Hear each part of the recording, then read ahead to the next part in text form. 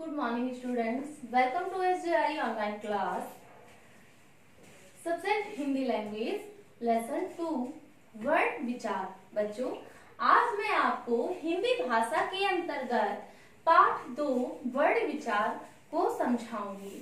सबसे पहले अपने मन के भावों को प्रकट करने के लिए हम वाक्यों का प्रयोग करते हैं। वाक्यों का निर्माण शब्दों से होता है तथा शब्दों का निर्माण वर्णों से होता है। जैसे दिव्या ने पुस्तक पढ़ी। इस वाक्य के विभिन्न शब्दों का वर्ण विच्छेद इस प्रकार है। Divya the plus E plus वा प्लस या प्लस आ। ने ना प्लस ए, ना और ए दो वर्ण मिलकर शब्द बना आपका ने। पुस्तक पा प्लस उ प्लस शा प्लस ता प्लस आ प्लस का प्लस आ। इन 7 वर्णों के योग से शब्द बना आपका पुस्तक। इसके बाद पढ़ी शब्द आता है तो पा प्लस आ प्लस ड़ा प्लस ई 4 वर्णों का योग से शब्द बना पढ़ी। भाषा में प्रयुक्त वह ध्वनि जिसके और टुकड़े या खंड नहीं किए जा सकते हैं उन्हें क्या कहते हैं? वर्ण या अक्षर कहते हैं। वर्णमाला। वर्णमाला 2 शब्दों के योग से बना है, वर्ण तथा माला। वर्ण आपके शब्द, माला एक लड़ी अर्थात वर्णों की लड़ी या पंक्तियां। किसी भी भाषा के वर्णों के व्यवस्थित समूह को वर्णमाला कहते हैं। हिंदी में वर्ण के 2 भेद होते हैं। कौन कौन से होते हैं? एक स्वर और दूसरा व्यंजन। हिंदी में स्वरों की संख्या कितनी होती है? 11। स्वर। स्वर वे वर्ण होते हैं जिनका उच्चारण स्वयं होता है अर्थात जिनके बोलने में किसी अन्य वर्ण की सहायता ना ली जाए। आ ई उ आदि स्वर हैं। स्वरों के 3 भेद होते हैं। कौन कौन से? ह्रस्व स्वर, दीर्घ स्वर और प्लुत स्वर। ह्रस्व स्वर। ह्रस्व स्वर क्या है? जिन स्वरों के उच्चारण में बहुत कम समय लगता है अर्थात जिन स्वरों की मात्रा एक होती है वे ह्रस्व स्वर कहलाते हैं। जैसे छोटा आ, छोटी ई, छोटा उ, री आदि। दीर्घ स्वर। जिन स्वरों के उच्चारण में ह्रस्व स्वर से 2 गुना समय लगता है अर्थात जिनकी बड़ी मात्रा होती है वे दीर्घ स्वर कहलाते हैं। जैसे बड़ा आ, बड़ी ई, बड़ा उ, ए, आए, ओ, आओ। प्लुत स्वर। इस स्वर के उच्चारण में ह्रस्व स्वर से 3 गुना समय लगता है इसलिए इसके आगे 3 का अंक लगाते हैं। इस स्वर का प्रयोग ओम शब्द में देखने को मिलता है। ओम में ओ प्लुत स्वर है। कैसे? जब हम ओम स्वर का उच्चारण करते हैं तो ओ जो शब्द है उसको हम तीव्र बोलते हैं, तेज बोलते हैं और काफी टाइम अर्थात 3 गुना समय उसे उच्चारण करने में लगता है इसलिए ये प्लुत स्वर हुआ। अयोगवाह। ये वर्ण ना तो स्वर होते हैं और ना व्यंजन। इनका स्वतंत्र रूप में प्रयोग नहीं किया जाता है। किसी भी स्वर के बाद ही इसका प्रयोग किया जाता है। इसी कारण से इनको अंग, अंग, आहा लिखते हैं। अनुस्वार। अंग की एक बिंदी। अनुस्वार का उच्चारण नाक से होता है जैसे मंगल, बंदर, बंधन आदि। विसर्ग। विसर्ग का प्रयोग उच्चारण के समय व्यंजन के साथ हक की ध्वनि देता है। प्रयोग के समय इसका स्वरूप 2 बिंदु के रूप में होता है जैसे अतः, दुख आदि। हलन। स्वर रहित व्यंजन का प्रयोग करने नीचे एक तिरछी रेखा जो हलंत का सूचक है लगा दी जाती है। यह रेखा हल कहलाती है। हल युक्त व्यंजन का शब्द हलंत कहलाता है, जैसे चिन्ह। बच्चों मैं इसे पुनः दोहराऊंगी कि वर्ण क्या है। वर्ण अपने मन के भावों को प्रकट करने के लिए हम वाक्यों का प्रयोग करते हैं और वाक्य का निर्माण शब्दों से होता है और शब्द का निर्माण वर्ण से होता है। जैसे दिव्या ने पुस्तक पढ़ी। किसने? दिव्या ने पुस्तक पढ़ी। ये एक वाक्य हो गया। इस वाक्य के विभिन्न शब्दों का वर्ण विच्छेद इस प्रकार है। Divya, the plus E plus वा प्लस या प्लस आ, इन पांचों वर्ण के योग से शब्द आपका बना दिव्या। इसके बाद ने, ना प्लस ए, हलंत लगने से उस जो शब्द लिखा उसका स्वर अलग हो जाता है, तो इनके योग से शब्द बना ने। इसके बाद शब्द है पुस्तक। पा हलंत प्लस उ, पा में हलंत लगने से उ की जो स्वर है वो अलग हुआ, प्लस शा हलंत, सा में हलंत लगने से सा से आ की ध्वनि अलग हुई, सा का अर्ध हुआ मतलब आधा हुआ, प्लस ता हलंत आ प्लस का हलंत आ, इन सातों वर्णों के योग से शब्द बना आपका पुस्तक। इसके बाद शब्द है पढ़ी। पढ़ी शब्द में आपके पा हलंत प्लस आ प्लस ड़ा प्लस ई, पा में हलंत लगने से आपकी पा की आ की ध्वनि अलग हुई, क्योंकि जब हम उच्चारण करते हैं पा तो पा के साथ आ की ध्वनि का उच्चारण होता है, तो हलंत लगने से आ की ध्वनि अलग हुई। अर्थात इन चारों वर्ण के योग से क्या शब्द बना हमारा? पढ़ी। अब बच्चों इसकी परिभाषा। भाषा में प्रयुक्त वह ध्वनि जिसके और खंड या टुकड़े नहीं किए जा सकते हैं, ऐसे वर्ण या अक्षर कहलाते हैं। वर्णमाला क्या है? वर्णमाला शब्द दो शब्दों से मिलकर बना है, वर्ण और माला। वर्ण का अर्थ होता है अक्षर, माला का अर्थ होता है लड़ी, अर्थात वर्णों की लड़ी या पंक्तियां वर्णमाला कहलाती हैं। किसी भी भाषा के वर्णों के व्यवस्थित समूह को वर्णमाला कहते हैं। हिंदी में वर्ण के दो भेद होते हैं, स्वर और दूसरा व्यंजन। स्वर क्या है? स्वर वे वर्ण होते हैं जिनका उच्चारण स्वयं होता है, अर्थात जिनके बोलने में किसी भी अन्य वर्ण की सहायता न ली जाए, ऐसे वर्ण स्वर कहलाते हैं। जैसे आ ई उ आदि स्वर हैं। स्वर के तीन भेद होते हैं। पहला हर्ष स्वर, दूसरा दीर्घ स्वर, तीसरा प्लुत स्वर। हर्ष स्वर क्या है? जिन स्वरों के उच्चारण में बहुत कम समय लगता है, अर्थात जिन स्वरों की मात्रा एक होती है, वे हर्ष स्वर कहलाते हैं।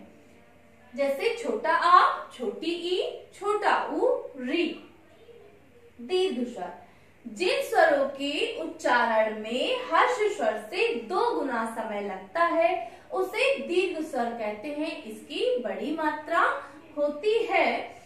जैसे बड़ा आ, बड़ी ई, बड़ा उ, ए, ऐ, ओ, औ।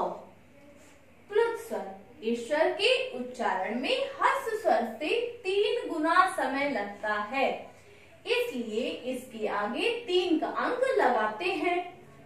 इस स्वर का प्रयोग ओम शब्द में देखने को मिलता है।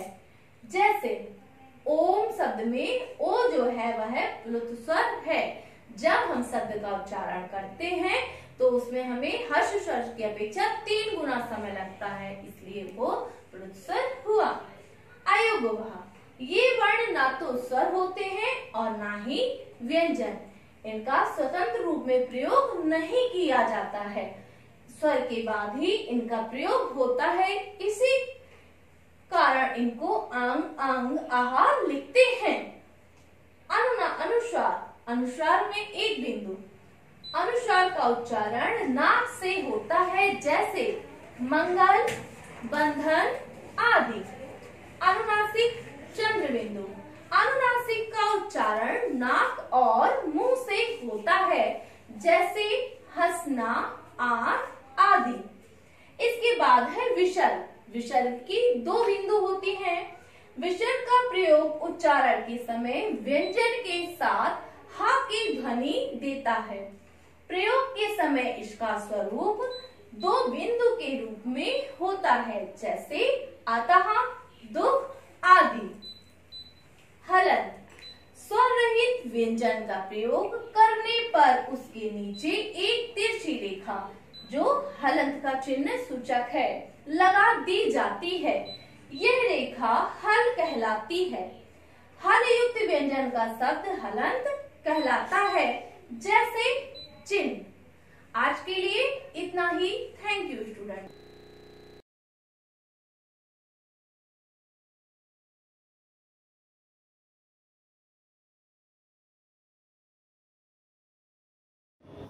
Good morning, students. Today we will continue our chapter, The Beauty of Difference. In this chapter, as you know, there is a little one whose name is Shirin. As her native land is Tehran, but because of her safety, she is sent to London to their aunt's house, and where she gets a different atmosphere. Although you know the variety is source of joy, but whenever in our personal life we faces differences of atmosphere, differences of language, difference of dress, difference of food, then we have a lot of difficulty to adjust with this such type of different atmosphere. The same problem is before Shirin, as she is a stranger for the city, for the people, for the classmate, for the dress, for the food, etc. And as soon as she landed at the airport of London, she started to notice this type of differences in his life. And there was a great problem before her to become used to with all these things. Although her aunt supported her and she tried to convince the little ones, but it was very difficult for Shirin. And first of all, at the first day, she denied to go to school. She protested that she is not ready to go to school. But her aunt suggested that there she would meet with new friends, with new atmosphere, and it will be good for her. So she decided to go to school. And when she reached school, what happens? Other girls of the school ignored her. It hurt her very much. It was during lunch break. और चूंकि ऐसा atmosphere था, वो परेशान थी। आधा time बीता lunch interval में। It was lunch break. जब लंच ब्रेक हुआ, as she was sitting in the corner of the playground, वो प्ले ग्राउंड में बाहर की गई लंच करने के लिए, प्ले ग्राउंड में गई और प्ले ग्राउंड के कोने में चुपचाप बैठी थी, planning her big escape back to Tehran, escape to get free, कि कैसे वो प्लान करे, योजना बनाए, है ना, कैसे प्लानिंग करे कि वो वापस अपने नेटिव लैंड तेहरान पहुंच जाए। That a young boy approached little Shirin. जब वो ये सोच ही रही थी, as she was busy in making plan how to get rid from the city London and went back to his city Tehran, उसी समय उसी एज ग्रुप का एक लड़का अप्रोच्ड लिटिल शिरीन, मतलब शिरीन के पास करीब पहुंचा जहां वो बैठी थी लंच के लिए। My name is Stephen, said the boy. बच्चे ने उस कमिंग स्टूडेंट ने कहा कि मेरा नाम स्टीफन है। Would you like to share some of my milkshake with you? क्या तुम मेरे साथ मिल्क शेक शेयर करना पसंद करोगी?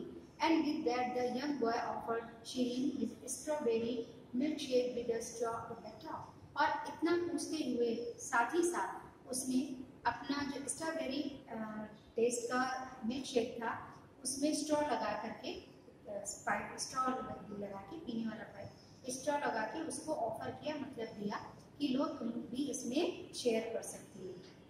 Don't pay any attention to the others. Stephen ने ये नोटिस कर लिया था कि शिरीन वहाँ स्ट्रेंजर है और वो वहाँ पे एडजस्ट नहीं हो पा रही है, and she felt uncomfortable. That's why to console her she went nearer to him. और उसने कंसोल करते हुए कहा, don't pay attention to the others, कि यहाँ जो और स्टूडेंट्स हैं जो तुमको इग्नोर कर रहे हैं उन पर ध्यान मत दो। They are mean to me too sometimes. कभी कभी वो मेरे प्रति भी जो उनका रवैया होता है, जो उनका बिहेवियर होता है, वो बड़ा ही स्ट्रेंज मीन होता है। तो छोटा मतलब अच्छा, नॉट अ गुड बिहेवियर, एक अच्छा व्यवहार नहीं होता। Because I live with my mom, क्योंकि मैं अपनी मदर के साथ स्टे करता हूँ, रहता हूँ। My dad left us in long time ago, बहुत लंबा समय बीत गया है, मेरे फादर ने मुझे और मेरी मदर को गिव अप कर दिया, त्याग दिया है। Now it is just the two of us, अब केवल मैं और मेरी मदर, बस हम दोनों ही साथ साथ रहते हैं। माई मम is brilliant and she looks after me really well. मेरी माँ बहुत ब्रिलियंट है, इंटेलिजेंट है, समझदार है और मेरी लुक आफ्टर बहुत अच्छे से केयर करती है। But we don't have much money and they always laugh at me, लेकिन हम दोनों मेरी माँ के पास पैसा नहीं है, बहुत ज़्यादा धन नहीं है जिससे बहुत मैं मेंटेन रह सकूँ, इसलिए ये बच्चे जो हैं वो मेरी अपीयरेंस पे, मेरी पर्सनैलिटी पे मूव करते हैं, हंसते हैं। बिकॉज दे से I am poor and have dirty clothes, वो मेरा ये कह के मजाक उड़ाते हैं कि मैं एक गरीब बच्चा हूँ और मेरी जो ड्रेस है वो बहुत डर्टी है, गंदी है। Stephen look down at his blazer, ऐसा कहते हुए स्टीफन ने अपने ब्लेजर की ओर नजर डाली, एंड शूज, और अपने शूज पर भी नजर डाली, एंड शुड, और अपने डाउट मतलब शो करते हुए अपने कंधों को उचकाया, है ना।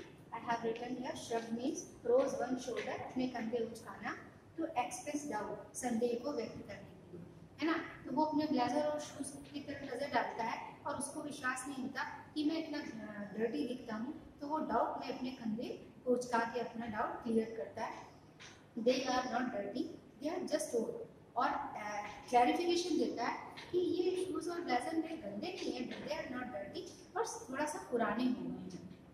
शिरीन लाफ्ड, शिरीन इस बात पर हंस दी, because Stephen had a lovely smile, क्योंकि स्टीफन के फेस पे अट्रैक्ट चार्मिंग स्माइल थी, अट्रैक्ट करने वाली मुस्कुराहट थी।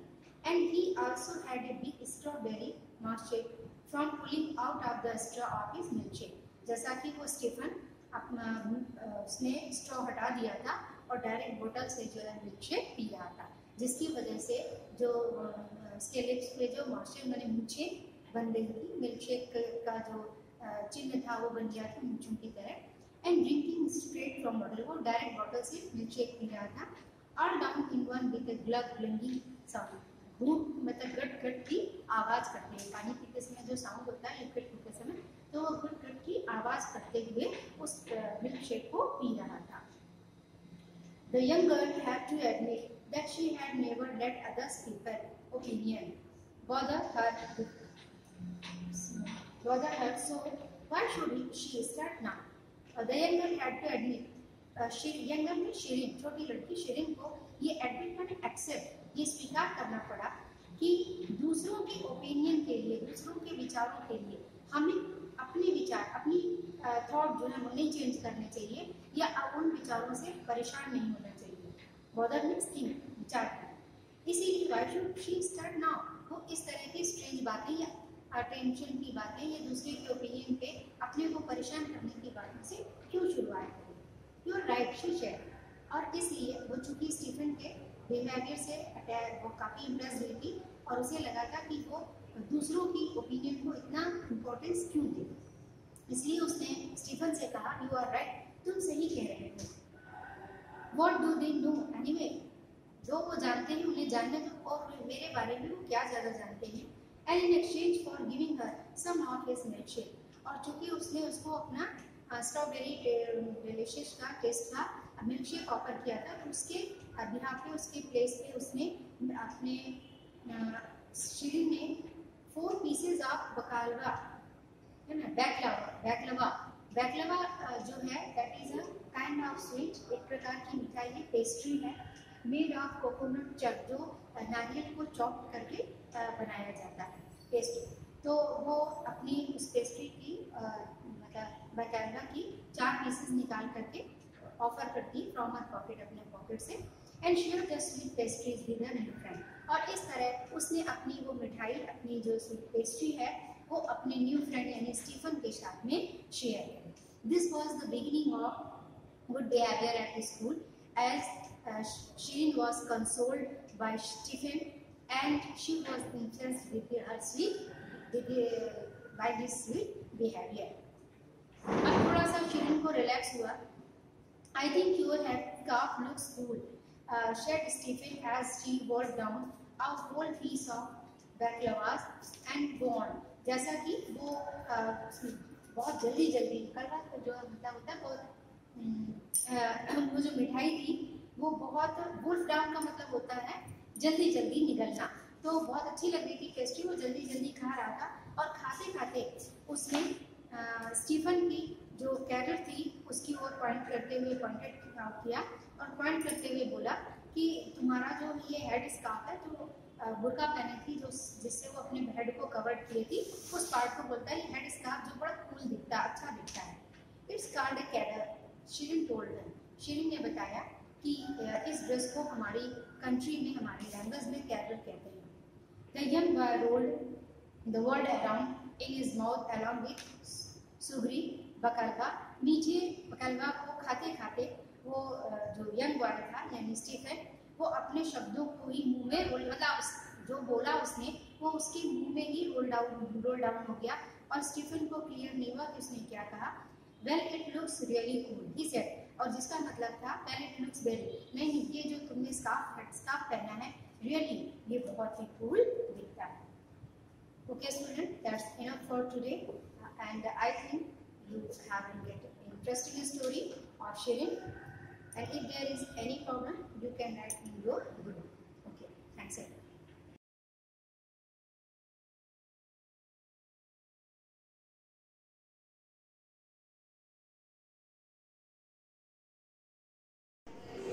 Myself Rakesh Kumar, math teacher of Shivaji Group of Institution.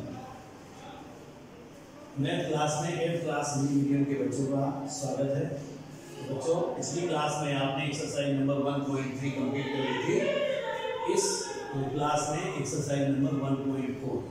Exercise number 1.4 में पहला क्वेश्चन है वर्गमूल ज्ञात कीजिए, यानी दशमलव संख्याओं का वर्गमूल ज्ञात करना है। और ये आप दशमलव संख्याओं का वर्गमूल ज्ञात करना आपको आ ही गया है। और इस दूसरे नंबर में भी है दशमलव संख्याओं का वर्गमूल ज्ञात करना, ये भी आप कर सकते हैं। क्योंकि क्वेश्चन नंबर 3 से भी ऐसे ही क्वेश्चन हैं, वर्ड प्रॉब्लम वाले हैं, तो उनको भी वहीं से स्टार्ट करते हैं। क्वेश्चन नंबर 3 में है आपका वह दशमलव संख्या ज्ञात कीजिए जिसे स्वयं से गुणा करने पर गुणनफल 53.8756 53.8756 प्राप्त हो जाए। तो संख्या ज्ञात करने के लिए हमें इसमें रूट लगाना होगा। रूट लगाया और अब हमको चूंकि दशमलव संख्या है तो दशमलव से ही जोड़े बनाना स्टार्ट करते हैं, नीचे की ओर भी और ऊपर की ओर। तो पहला जोड़ा हो गया नीचे की ओर, दूसरा जोड़ा हो गया दशमलव से ऊपर की ओर भी एक जोड़ा हो गया 53। तो पहला जोड़ा हो गया 53। कौन सी ऐसी संख्या है? 7 सत्ते 49। तो 7 हम भागफल में लिख देंगे, 7 करनी के बाहर भी लिख लेंगे, 7 का 7 में गुणा करके 49 को लिख लेंगे। 7 को इस 7 से जोड़ करेंगे प्लस 7 बराबर 14 हो गया, घटाएंगे तो 13 में 9 कम करेंगे तो 4 हो जाएगा। 4 में से 4 कम कर देंगे तो 0 हो गया। आप दशमलव के नीचे जोड़ा उतारने जा रहे हैं, इसलिए भागफल में हमने पहले दशमलव लगा लिया। अब इधर कहीं दशमलव आपको नहीं लगाना है और एक जोड़ा पूरा उतार लेंगे। एक अंक कभी नहीं उतारेंगे, जोड़ा ही पूरा उतारेंगे। इकाई के स्थान को बंद करते हैं तो एक आइडिया मिल जाएगा। तो 14 से 42 3 बार जाएगा तो 3 लिखेंगे, 3 भागफल में लिख दिया और 3 को 14 के नीचे लिख दिया तो 143।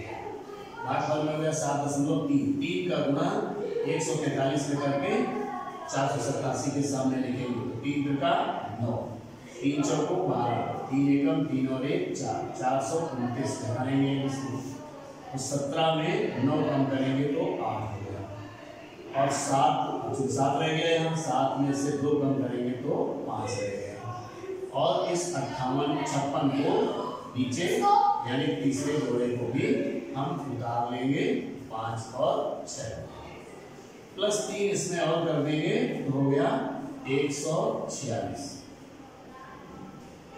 यानी इसका डबल होता है। तो अब फिर से एक इकाई के स्थान को बंद करें तो एक आइडिया मिला 14 को 58 से में भाग दें 14 चौको 56 4 बार जा सकता है 4 हमने यहाँ लिख दिया यानी आंसर क्या हो गया 7.34 और 4 इसके साथ नीचे भी लिखना होगा तो यहाँ कितना हो गया 1464 4 का गुणा 1464 में करके लिख देंगे तो 4 चौको 16 4 6 24 4 चौको 16 और 2 18 4 एकम 4 और 1 5 तो इस प्रकार से आंसर मिल गया। आंसर संख्या बराबर 7.34 तो क्वेश्चन नंबर 3 कंप्लीट हो गया। क्वेश्चन नंबर 4 है वह दशमलव भिन्न ज्ञात कीजिए जिसे स्वयं से गुणा करने पर हमें 0.005329 प्राप्त होता है। तो इसमें क्वेश्चन नंबर 4 है बिल्कुल सेम आंसर ही है। क्वेश्चन नंबर 4 संख्या है हमारे पास 0.05329 तो इसमें हम पहले ग्रुप लगा देंगे संख्या ज्ञात करने के लिए। अब दशमलव से नीचे की ओर जोड़े बनाने रहते हैं और ऊपर से तो एक जोड़ा 0 का हो गया फिर 53 का हो गया और फिर 29 का हो गया। पहले वाले जोड़े में दोनों 0 हैं तो पॉइंट लगा करके एक 0 तो लिख लेंगे ये इस जोड़े का हो गया। अब अगला जोड़ा है आपका 53 तो कौन सी संख्या है 7 7 49 7 यहाँ लिख देंगे 7 करने के बाहर भी लिख देंगे 7 का 7 में गुणा करके 49 लिख देंगे घटा देंगे तो 13 में 9 कम करेंगे तो 4 रह जाएगा 4 में 4 कम किया तो 0 और अगले जोड़े को भी हम उतार लेंगे तो 2 और 9 हो गया। रूट में लेंगे प्लस यहाँ 7 कर देंगे तो यहाँ हो गया 14। फिर इकाई के स्थान को बंद करेंगे 14 का भाग 42 में देंगे 3 बार आएगा तो 3 को हमें इसके नीचे लिख दिया और 3 इधर दिए 3 का 143 में गुणा करके 429 के सामने लिख दिया तो 3 त्रिका 9 3 चौको 12 3 एकम 3 और 1 4 आंसर मिला। आंसर संख्या बराबर 0.073 तो आंसर हो गया। अब क्वेश्चन नंबर 4 भी आपका कंप्लीट हो गया। क्वेश्चन नंबर 5 है क्वेश्चन नंबर 5 में संख्या लिखी गई है अंडर रूट 77.44 रूट 77.44 और प्लस रूट 19.36 और पूरे के बटे 77.44 और माइनस रूट 19.36 तो इसका मतलब है 77.9 में है 77.44 रूट 77.44 हर में भी और इसमें भी अंश भी है हर में भी है तो इसका मतलब है इन दोनों के वर्गमूल पहले अलग ज्ञात कर लिए जाए। तो पहले हमने रूट लगाया और वर्गमूल ज्ञात किया 77.44 का जोड़े बना लिए दशमलव से 77 आ गए। कौन सी ऐसी संख्या है तो 8 64 9 81 ज़्यादा हो जाता है तो 8 बार जाएगा तो 8 यहाँ लिख देंगे 8 यहाँ लिख देंगे 8 64 को यहाँ लिख दिया 76 के सामने प्लस 8 करके लिख दिया तो कितना हो गया 16। घटाया तो 60 में से 4 गया 3 और 1 बच गया। दशमलव से नीचे हम उतारने जा रहे हैं तो हमने दशमलव यहाँ लगा लिया और 4 4 अगला जोड़ा पूरा हमने यहाँ उतार दिया। तो अब देखते हैं इसमें एक इकाई के स्थान को बंद करते हैं तो 134 हो गया। 16 का भाग 134 में देंगे तो 16 थे 128, 8 बार जा सकता है। 8 हमने यहाँ लिख दिया और 8 यहाँ लिख दिया। 8 का गुना 8 में करके 8 64 और 8 छंग 48 और 6 54, 8 एकम 8 5 13 यानी 77.44 का वर्गमूल कितना हो गया 8.8। यहाँ लिखेंगे इक्वल 8.8 और प्लस अब हम 19.36 रूट 19.36 का वर्गमूल लेते हैं तो 19 है पहला जोड़ा।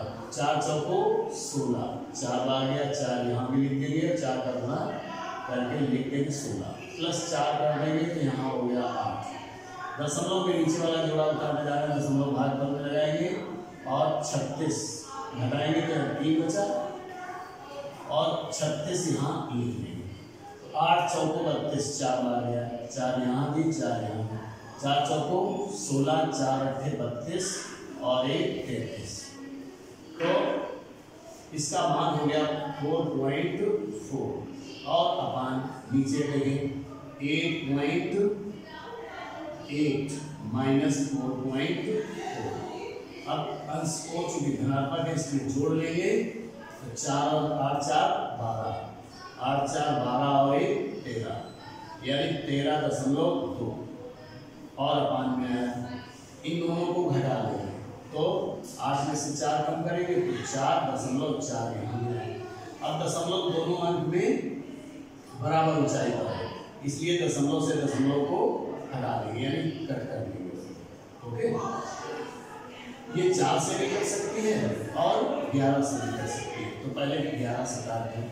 11 चौको 44, 11 एकम 11, 11 दूनी 22। 4 से भी कट जाएगा 4 एकम 4, 4 के 12। आंसर क्या मिल गया 3। आंसर बराबर 3 शायद आ गया होगा। अब क्वेश्चन नंबर 6, क्वेश्चन नंबर 6 है इसका।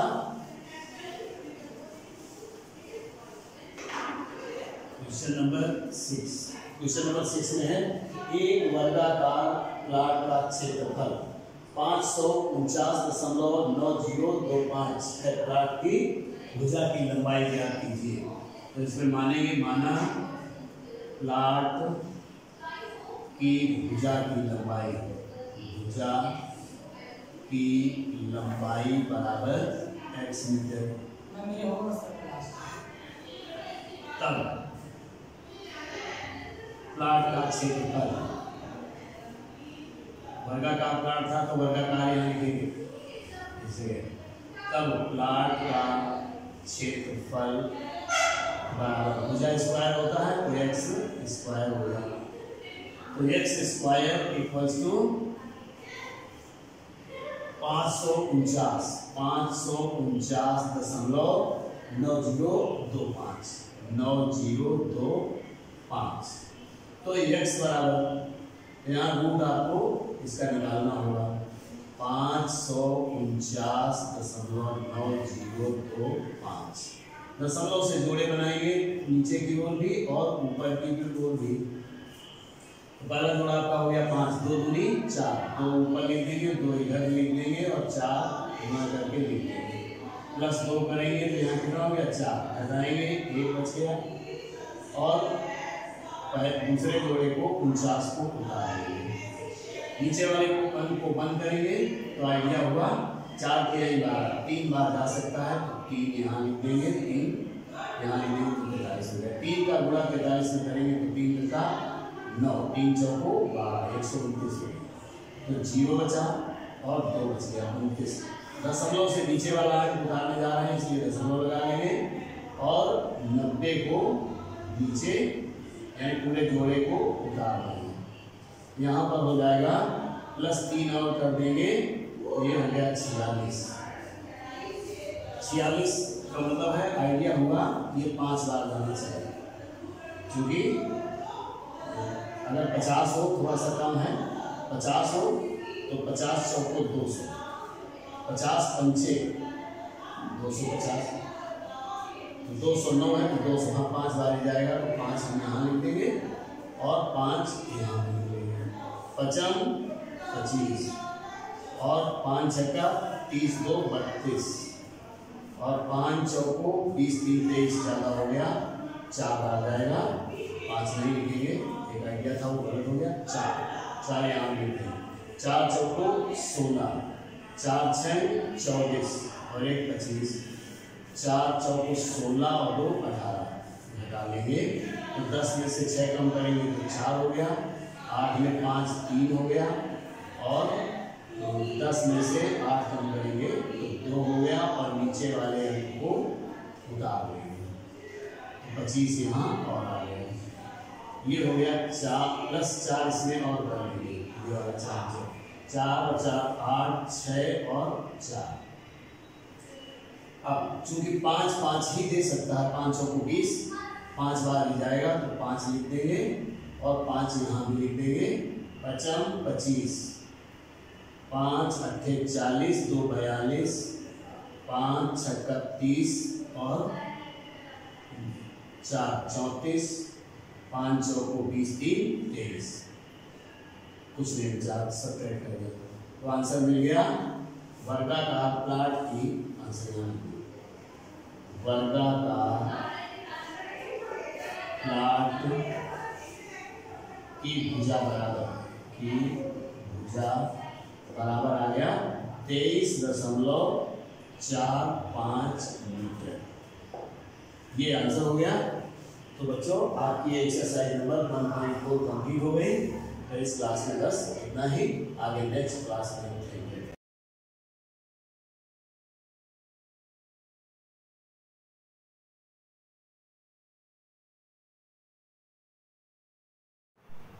Very good morning students.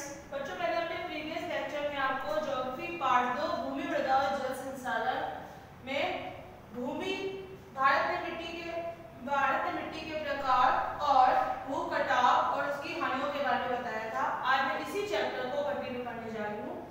Chapter continue करने से पहले मैं अपने प्रीवियस लेक्चर का कुछ रिवीजन दे रही हूँ। तो मैंने बच्चों को बताया था कि भारत में 6 प्रकार की मिट्टी पाई जाती है। काली मिट्टी, जलोढ़ मिट्टी, लैटेराइट मिट्टी, पर्वतीय मिट्टी, मरुस्थलीय मिट्टी, लाल व पीली मिट्टी। और भूमि कटाव के बारे में बताया था बच्चों मृदा अपरदन क्या होता है। जल तथा वायु के प्रभाव से मृदा की ऊपरी सतह का अपने स्थान से हट जाना या उड़ जाना क्या कहलाता है बच्चों? मृदा अपरदन कहलाता है। क्या कहलाता है? मृदा अपरदन या भूमि कटाव। मृदा अपरदन या भूमि कटाव। तो कटाव का अर्थ ही होता है उतार फेंकना। तो मृदा अपरदन के प्रकार भी मैंने बताया था आपको। जल द्वारा अपरदन होता है, वायु द्वारा अपरदन होता है। और मृदा अपरदन से हानियां क्या होती हैं? भीषण तथा आकस्मिक बाढ़ों का प्रकोप, सूखे की लंबी अवधि जिससे क्या हो जाता है? फसलों की हानि हो जाती है। कुओं व ट्यूबवेलों नलकूपों आदि का जलस्तर क्या हो जाता है बच्चों? नीचा हो जाता है। तो आज हम बात करने जा रहे हैं कि मृदा अपरदन के कारण क्या होते हैं। मृदा अपरदन के कारण। मृदा अपरदन के बच्चों बहुत से कारण होते हैं। सबसे पहला है वनों की अंधाधुंध कटाई। वनों की अंधाधुंध, सबसे पहला कारण होता है बच्चों वनों की अंधाधुंध कटाई। तो क्या होता है कि वनों की अंधाधुंध कटाई करने से हम लोग अपने यूज के लिए पौधों की जड़ें क्या करती हैं? मिट्टी को बांध कर रखती हैं। जो पौधों की जड़ें होती हैं वो मृदा को बांध कर रखती है। बांध कर रखने से क्या होता है कि मिट्टी की ऊपरी सतह जो होती है वो तेज पानी से और तेज हवा से नहीं बह सकती। लेकिन मनुष्य क्या कर रहा है? मनुष्य अपने स्वार्थ के लिए पेड़ों की अंधाधुंध कटाई कर रहा है। तो पेड़ों की अंधाधुंध कटाई करने से क्या हो जाता है बच्चों? मृदा अपरदन हो रहा है। मिट्टी की ऊपरी सतह हमारी क्या हो रही है? नष्ट हो रही है। नेक्स्ट कारण है अत्यधिक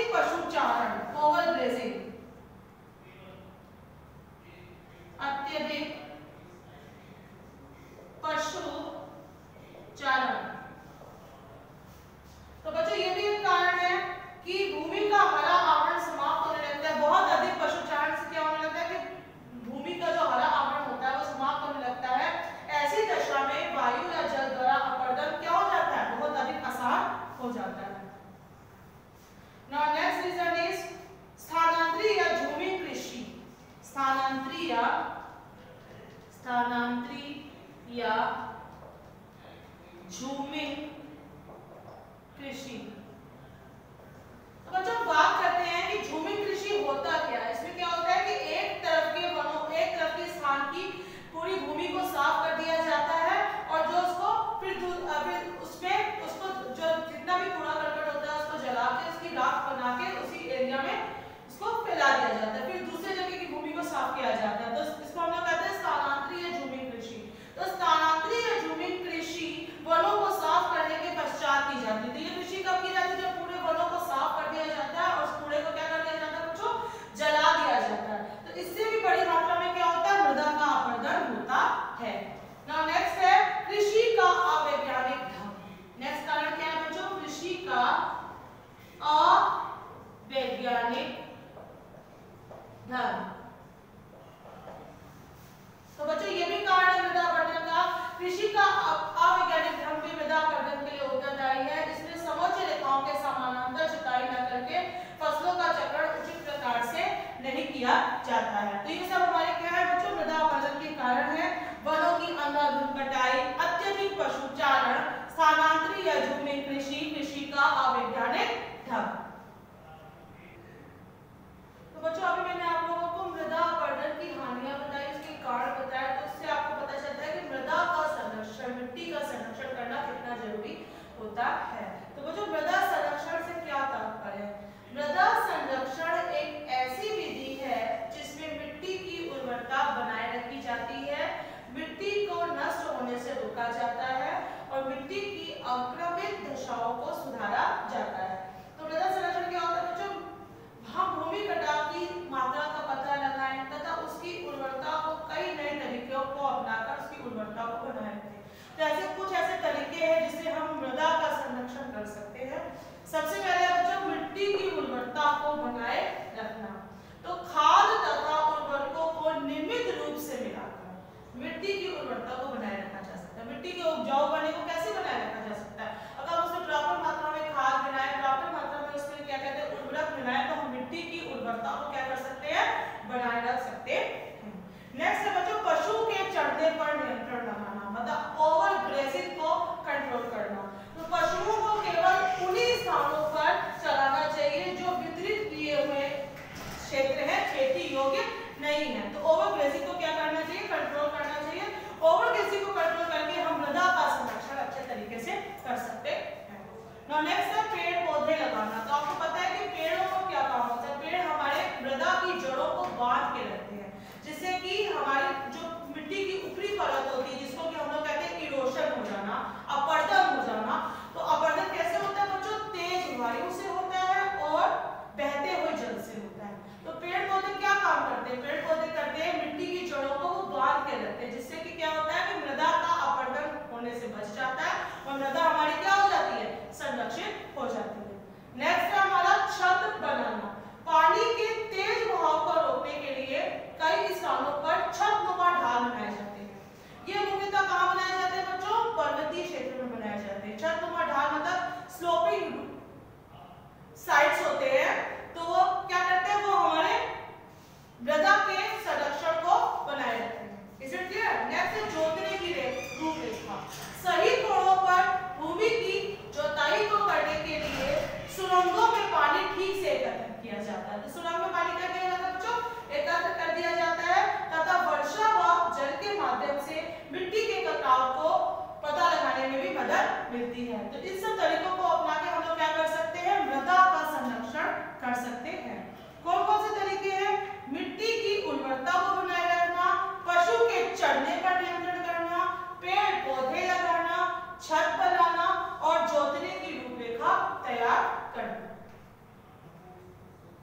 बच्चों मैंने अभी तक आपको बताया था भूमि, मृदा। अब मैं बात करने जा रही हूँ जल संसाधन यानी वाटर रिसोर्सेज। तो जल समस्त वनस्पतियों, पशुओं तथा मानव जीवन का आधार है। जल जीवधारियों, प्राणी व पौधों के लिए क्या है? बहुत ही अमूल्य है। मनुष्य की स्वयं की बनावट में 65% पानी होता है।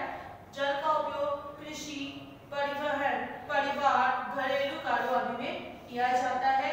पृथ्वी पर अनेक साधनों व स्रोतों से जल प्राप्त नदियां, तालाब, कुएं, भूमिगत जल स्रोत। एक स्वस्थ व्यक्ति के लिए प्रतिदिन 16 किलोग्राम वायु और 4.5 लीटर जल की आवश्यकता होती है।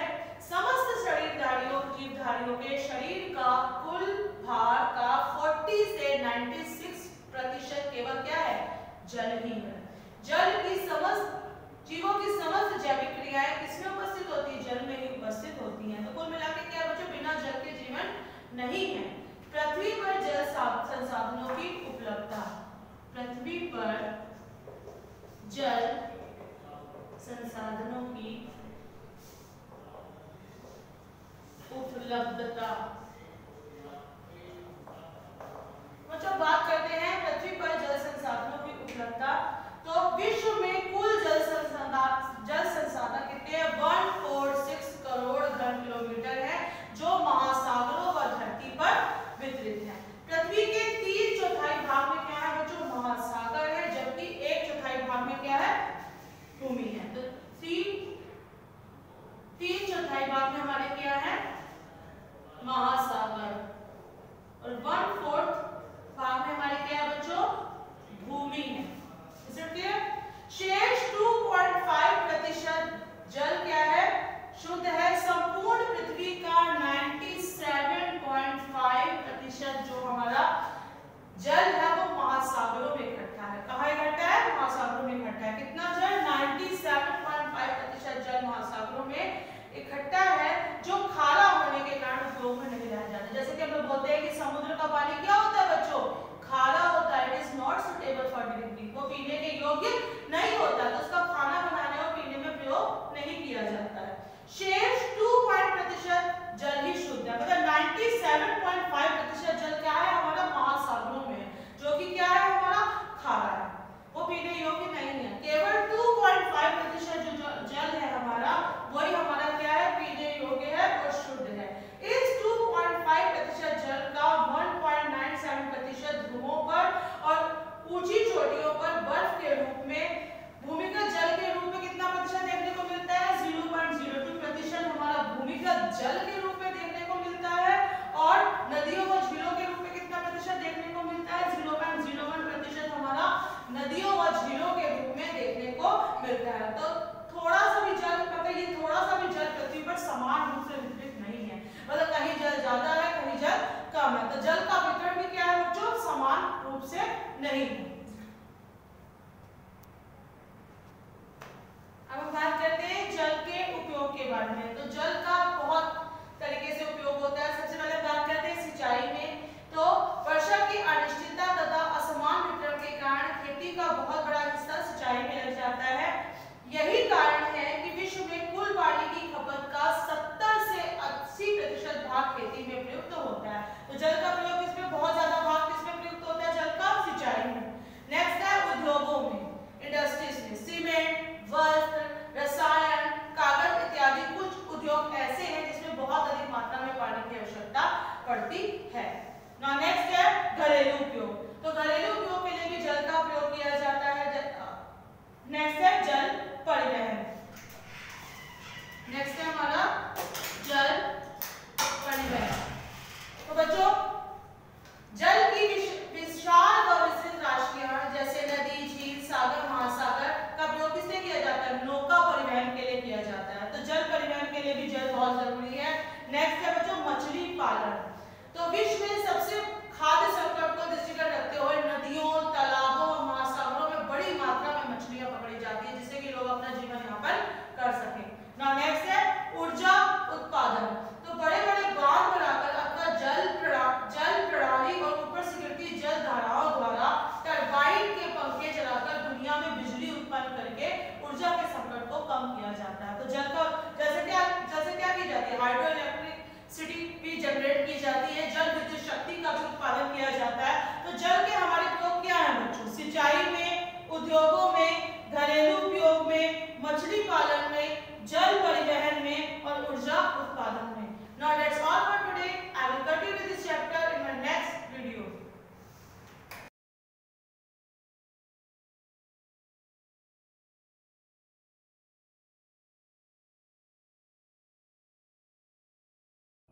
Hello class, welcome to Shivaji Group of Institutions online classes. Students, chapter first के कुछ टॉपिक्स मैं आपको इससे पहले पढ़ा चुकी हूँ कि यूरोपियों का भारत में आगमन।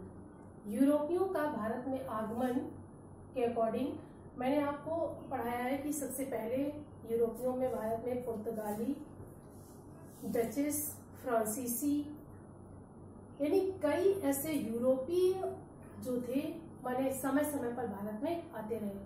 और इनके आने का जो कारण था, माने इन यूरोपियों का भारत में आगमन का जो कारण था, केवल भारत के साथ व्यापार करना था। यानी सबसे पहले यूरोपीय माने भारत में आए। यूरोपियों का आगमन वास्को डी गामा यानी वास्को डी गामा के साथ 1498 ईस्वी में से हुआ था, जिससे वास्को डी गामा के द्वारा समुद्री मार्ग की खोज की गई और धीरे धीरे यूरोपियों का भारत में आगमन स्टार्ट हो गया। पुर्तगाली जो थे उनका भी भारत में आने का जो कारण था वो केवल भारत के साथ व्यापारिक संबंध थे और इन व्यापारिक संबंधों के साथ केवल व्यापार माने व्यापार करना और व्यापार करने के बाद इसे माने व्यापार करने के बाद भारत से चले जाना। यूरोपियों के बाद डचेस थे, डचों का भी काम था जिन्होंने भारत के साथ व्यापार किया और व्यापार करने के बाद वे यानी भारत में 1664 ईस्वी में एक कंपनी की स्थापना भी की। इसी तरह से फ्रांसीसी यानी फ्रांसीसियों का भी भारत आगमन केवल व्यापार था। परंतु अब हम बात करते हैं ब्रिटिश शासन की। यानी ब्रिटिश शासन भी जो अगले हमारे यूरोपीय थे उनकी तरह ही भारत आने का कारण था व्यापार करना। इस तरह ब्रिटिशर्स भी जो थे वह भारत में केवल व्यापार करने के लिए आए थे और यहाँ के मुगल राजाओं के द्वारा जब उन्होंने देखा कि मुगल सम्राट जो भी हैं उनसे आज्ञा लेकर भारत में व्यापार करना स्टार्ट किया। उस समय जहांगीर से आज्ञा लेकर 1600 ईस्वी में ईस्ट इंडिया कंपनी की स्थापना की गई। धीरे धीरे ईस्ट इंडिया कंपनी जो थी वह पूरी तरह से हमारे देश के शासन में आ गई थी।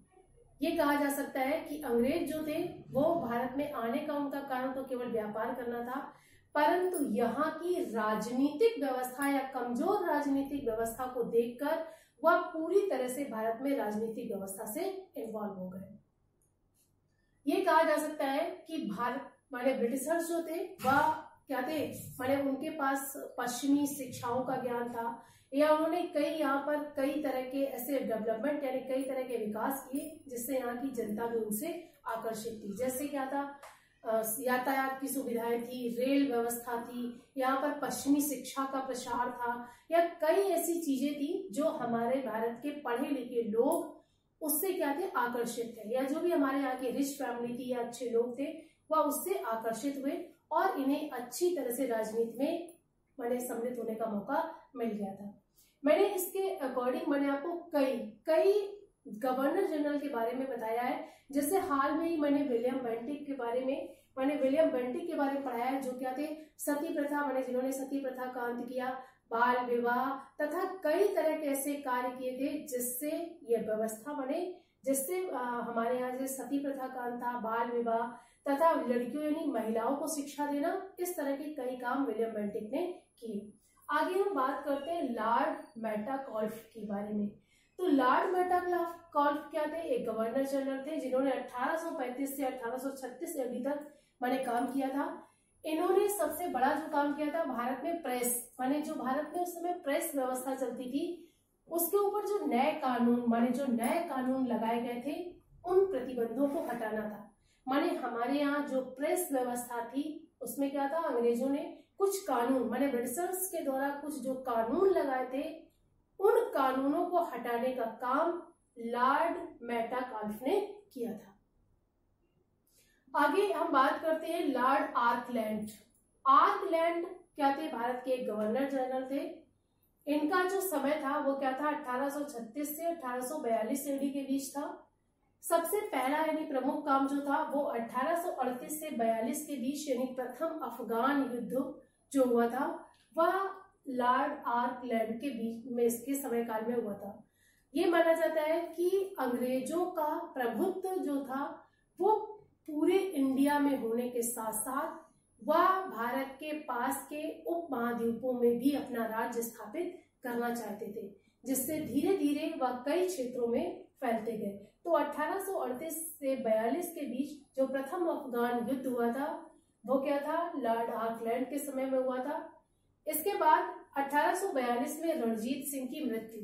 रणजीत सिंह की मृत्यु के बारे में हमें पता चलता है कि उस समय पंजाब का, यानी पंजाब का जो भी क्षेत्र था वह माने कई ऐसे शक्तिशाली वहां के राजा थे जिनके सम्राट होने से वहां अंग्रेजों को प्रवेश की कोई अनुमति नहीं थी। तो उस समय रणजीत सिंह जो पंजाब और राजस्थान के कुछ एरिया में उनका समृद्धशाली और प्रभुत्व था, जिससे अंग्रेजों को उस क्षेत्र में, यानी उस क्षेत्र पर व्यापार या राजनीति करने का कोई मौका नहीं मिला।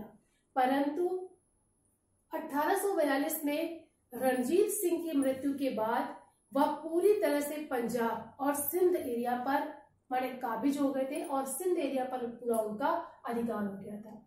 इस प्रकार आगे लॉर्ड एलन ब्राथ जिनका समय था 1842 से 44 एडी के बीच, सबसे पहले इन्होंने 1843 यानी 42 में रणजीत सिंह की मृत्यु होने के बाद उन्हें सबसे बड़ा एक मौका था, सबसे बड़ा उनका एक अवसर था कि वह सिंध माने सिंध पर पूरी तरह से अपना कब्जा जमा लें, जिससे सिंध भी उनकी हाथों में आ जाए। तो 1843 में यानी 1842 में रणजीत सिंह की मृत्यु के बाद अंग्रेजों का सबसे पहला काम जो था वो था 1843 में सिंध का समायोजन, माने सिंध को भी अपने साथ मिला लेना, संयोजन माने सिंध को भी अपने साथ माने सम्मिलित कर लेना भी सबसे बड़ा उनका काम था। उसी साल 1843 में ग्वालियर का युद्ध, माने ग्वालियर का युद्ध भी एक क्या था, सबसे महत्वपूर्ण था, जो अंग्रेजों को एक समृद्धशाली राज्य अपने आप में मिक्स करने में या मिला लेने में एक मौका मिला था। लॉर्ड हार्डिंग जो भारत के गवर्नर जनरल थे, जिनका समय काल जो था वो 1844 से 48 के बीच था, यानी 1845 और 46 प्रथम एंग्लो सिख युद्ध हुआ। इस प्रकार हम ये कह सकते हैं कि सिख और जो मराठा थे उस समय क्या थे, शक्तिशाली थे। सिखों और मराठों पर विजय पाना भी अंग्रेजों के दांत खट्टे करने से कम नहीं था, परंतु धीरे धीरे सिखों और मराठों पर विजय पाने के बाद इन्होंने कई तरह से, यानी तो 1845 से 46 के बीच इन्होंने प्रथम एंग्लो सिख युद्ध लड़ा था। 1846 ईस्वी में लाहौर की संधि, यानी लाहौर के एरिया को अपनाने के लिए इन्होंने वहां कोई भी शक्तिशाली राजा न देखकर लाहौर की संधि के साथ इस एरिया को भी अपने कब्जे में कर लिया था। लॉर्ड विलियम बेल्टिक के आने के बाद उसने देखा कि भारत में महिलाओं की समस्या जो थी वह बहुत ही गंभीर थी, जैसे सती प्रथा था, विधवा विवाह थे, लड़कियों को शिक्षा देना था, माने महिलाएं भी यहाँ की पूरी तरह से शोषण में थी, यानी महिलाओं के साथ भी मुस्लिम साम्राज्य में काफी शोषण किया जाता था। तो महिलाओं में शोषण का उन्मूलन करके समाज का सुधारीकरण, माने लॉर्ड हार्डिंग के समय में महिलाओं के शोषण पर ध्यान दिया गया तथा उन्हें भी समाज में बैठने या समाज में हर काम करने का अधिकार प्रदान किया गया। आगे हम बात करते हैं लॉर्ड डलहौजी 1848 से 1856 के बीच का समय था, जिसमें इन्होंने सबसे पहले लोक निर्माण विभाग आरंभ किया। लोक निर्माण विभाग के माध्यम से इन्होंने, यानी लॉर्ड डलहौजी ने लोक निर्माण का जो विभाग था, यानी जो डिपार्टमेंट था, वह इससे पहले स्टार्ट नहीं था। ईश्वर चंद्र विद्यासागर के प्रयासों के कारण विधवा पुनर्विवाह का प्रारंभ हुआ तथा 1856 में विधवा पुनर्विवाह अधिनियम भी पारित किया गया। माने लॉर्ड विलियम बेंटिक ने जब सती प्रथा का अंत कर दिया तो भारत में क्या था, अब विधवाओं की संख्या भी काफी बढ़ गई थी, क्योंकि पहले क्या था, हर एक माने स्त्री को अपने पति के साथ जलकर मर जाती थी, तो विधवाओं की संख्या जो थी क्या थी, बहुत कम थी। परंतु सती प्रथा के अंत होने से विधवाओं की संख्या क्या थी, बहुत अधिक हो गई थी, जिससे किसके, यानी ईश्वर चंद्र विद्यासागर, जो क्या थे, भारत के एक समाज सुधारक थे। माने भारत के एक समाज सुधारक होने के साथ साथ इन्होंने प्रयास किया कि विधवाओं की समस्या यानी विधवाओं को भी समाज में स्थान देने के लिए उन्हें पुनर्विवाह यानी पुनर्विवाह करने का उन्हें पुनर्विवाह होना चाहिए तथा 1856 में इससे माने पुनर्विवाह विधवा पुनर्विवाह अधिनियम भी पारित किया गया।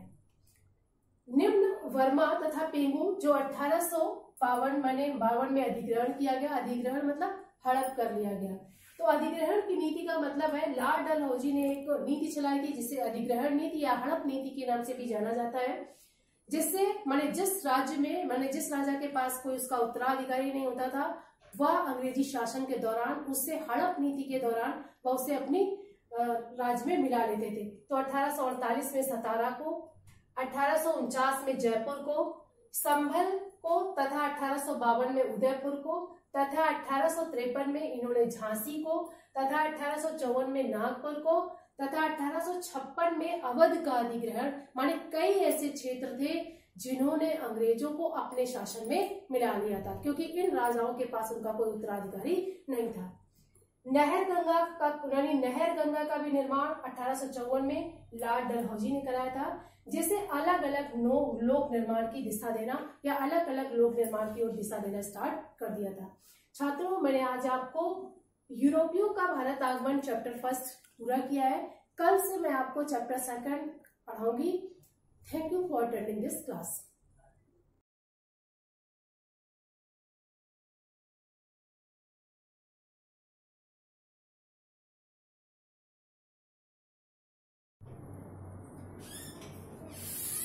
सुस्वागतम। मैं रेणुलता पांडे, संस्कृत शिक्षिका, शिवाजी ग्रुप ऑफ इंस्टीट्यूशंस। बच्चों, आज मैं आपको यानी क्लास 8 हिंदी मीडियम आपको मैं द्वितीय पाठ सिद्धि मंत्र पाठ का अर्थ जो शेष रह गया है वो पढ़ाने जा रही हूँ।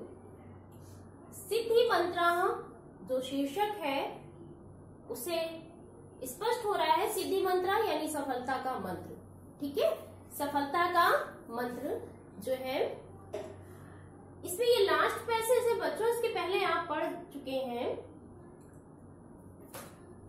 कि रामदास और धर्मदास दो मित्र थे। ये मैंने पहले भी बताया। रामदास स्वयं अपने सारे काम करता था और धर्मदास जो है वो पूर्वजों से प्राप्ति संपत्ति का उपयोग करते हुए अपने संपूर्ण कार्य सारे नौकरों से ही कराता था। तो धीरे धीरे उसकी संपत्ति जो है वो समाप्त हो गई, वो निर्धन। लेकिन एक बार रामदास ने उन्हें सफलता का मंत्र दिया और वो सफलता का जो मंत्र था वो अब आप इस पैसेज में पढ़ेंगे। विपन्नः धर्मदासा संपत्तिम अभिलषन् वर्षम एकम यथोक्तम अनुष्ठानम अकरोत्।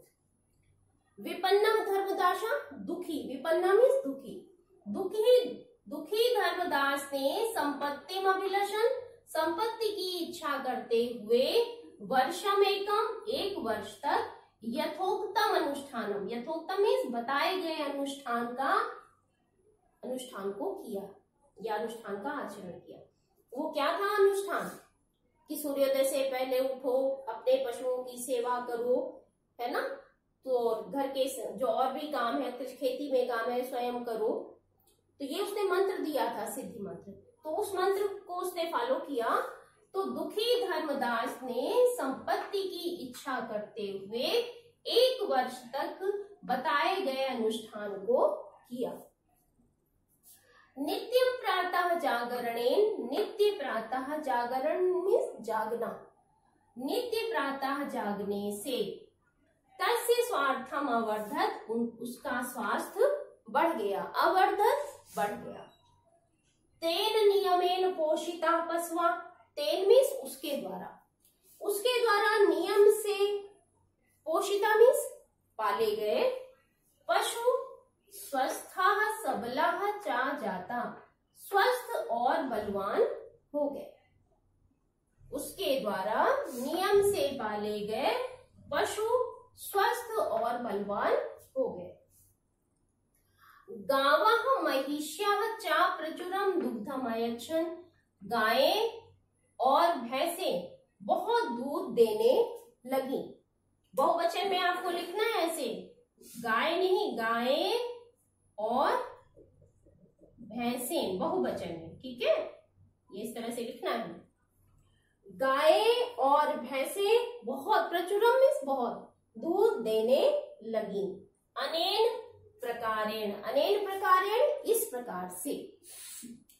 तस्य गृहं धन धान्य पूर्णम जातम, उसका घर धन धान्य से भर गया। पूर्णम जातम, भर गया। उसके द्वारा नियम से पाले गए पशु स्वस्थ और बलवान हो गए। गायें और भैंसें बहुत दूध देने लगी। इस प्रकार से उसका घर धन धान्य से भर गया। एक बार फिर से ये पैसेज मैं रिपीट कर रही हूँ। दुखी धर्मदास ने संपत्ति की इच्छा करते हुए 1 वर्ष तक यथोक्तम अनुष्ठान, बताए गए अनुष्ठान को किया। नित्य प्रातः जागने से उसका स्वास्थ्य बढ़ गया। उसके द्वारा नियम से पाले गए पशु स्वस्थ और बलवान हो गए। गायें और भैंसें बहुत दूध देने लगी। अनेन प्रकारेण इस प्रकार से उसका घर धन धान्य से भर गया।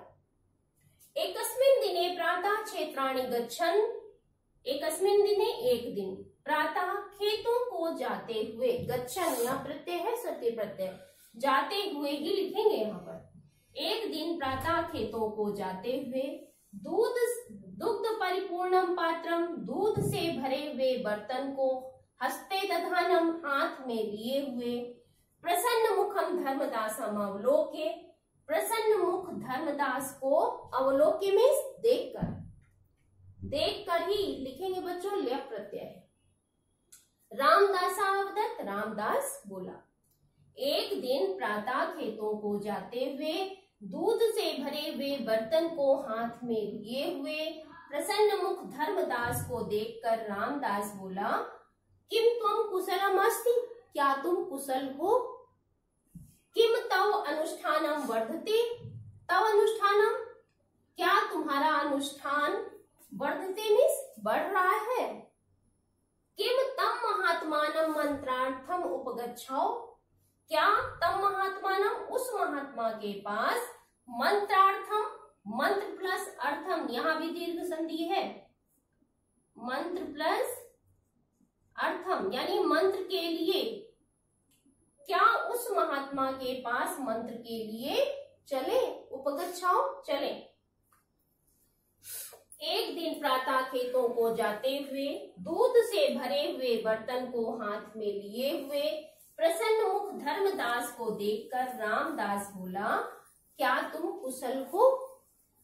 क्या तुम्हारा अनुष्ठान बढ़ रहा है?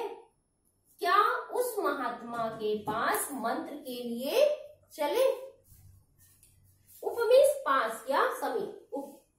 धर्मदासा प्रतिवदत, धर्मदास बोला, मित्र वर्ष पर्यंतम श्रमं कृत्वा, हे मित्र, जब हिंदी में आप लिखेंगे तो हे मित्र, वर्ष पर्यंतम साल भर, श्रमं कृत्वा परिश्रम करके, मया मैंने, इदम सम्यक ज्ञातम यह अच्छी तरह जान लिया है, सम्यक मीन्स अच्छी तरह।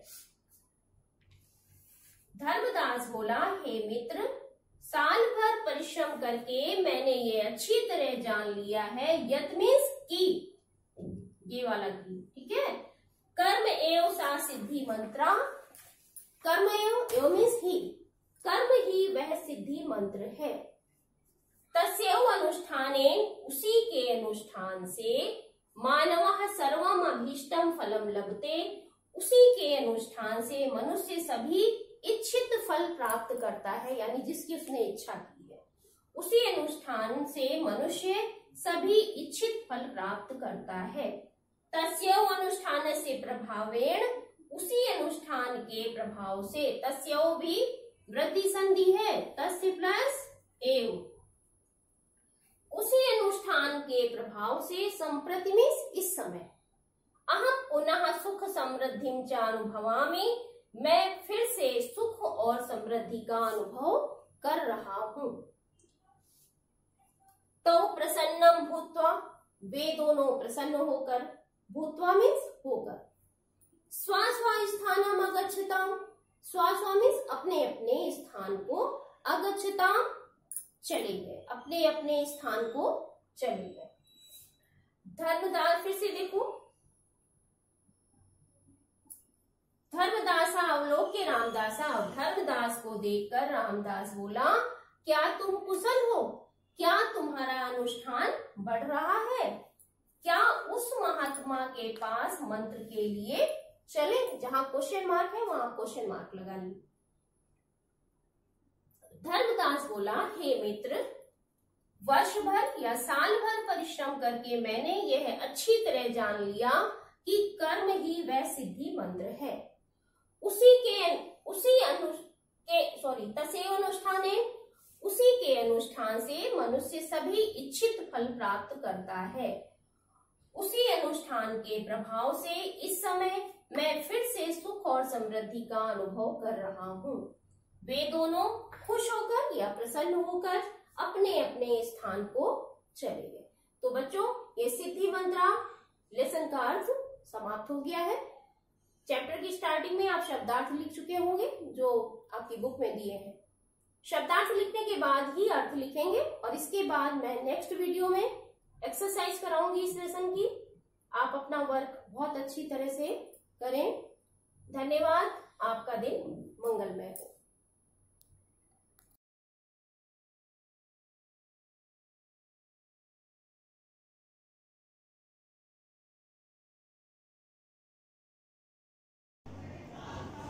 Myself Rakesh Kumar, science teacher of Shivaji group of institution. Science class में 8th क्लास हिंदी मीडियम के बच्चों का स्वागत है। बच्चों, आपने पिछली क्लास में चौथा पार्ट इसका प्रोटोजोआ पढ़ लिया था। अब इस क्लास में 5वां पार्ट है विषाणु, वायरस। विषाणु क्या होते हैं सबसे पहले जानने की जरूरत है। विषाणु अत्यंत सूक्ष्म कण हैं या सूक्ष्म इकाइयां हैं। इनको नेकेड आई से या नंगी आंखों से, नग्न आंखों से नहीं देखा जा सकता है। इसको देखने के लिए स्टैंडर्ड क्वालिटी की माइक्रोस्कोप का प्रयोग करते हैं, इस्तेमाल करते हैं। वायरस बाहर, अगर अपने होस्ट से जब बाहर होते हैं तो वो निर्जीव होते हैं। इनकी कोई कोशिका संरचना नहीं होती है। केवल ये हैं क्या, ये केवल पार्टिकल्स टाइप के हैं जिनके बाहर एक प्रोटीन का आवरण होता है और अंदर की ओर आरएनए या डीएनए के रूप में, यानी जन्म के लिए, विगुणन के लिए केवल थोड़ा सा आरएनए या डीएनए सुरक्षित रहता है।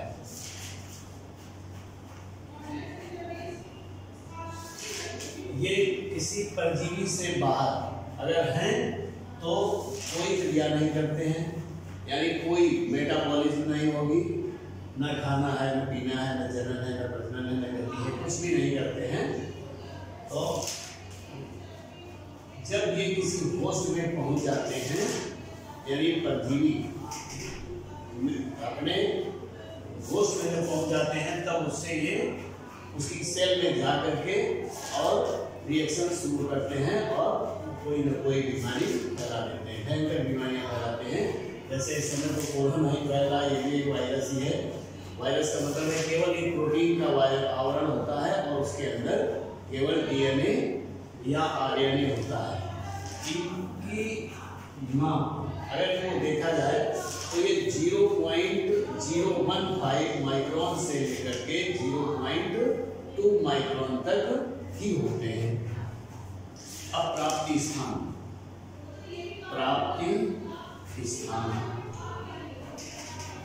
प्राप्ति स्थान का मतलब ये कहाँ कहाँ पाए जाते हैं। तो प्राप्ति स्थान में विषाणु पौधों में या जंतुओं की कोशिकाओं में, पौधों या जंतुओं की कोशिकाओं में या अन्य जीवित पदार्थों के या वस्तुओं के में पाए जाते हैं। ये उनकी कोशिकाओं में जाकर के कोशिका की मेटाबॉलिज्म क्रियाओं को प्रभावित कर देते हैं।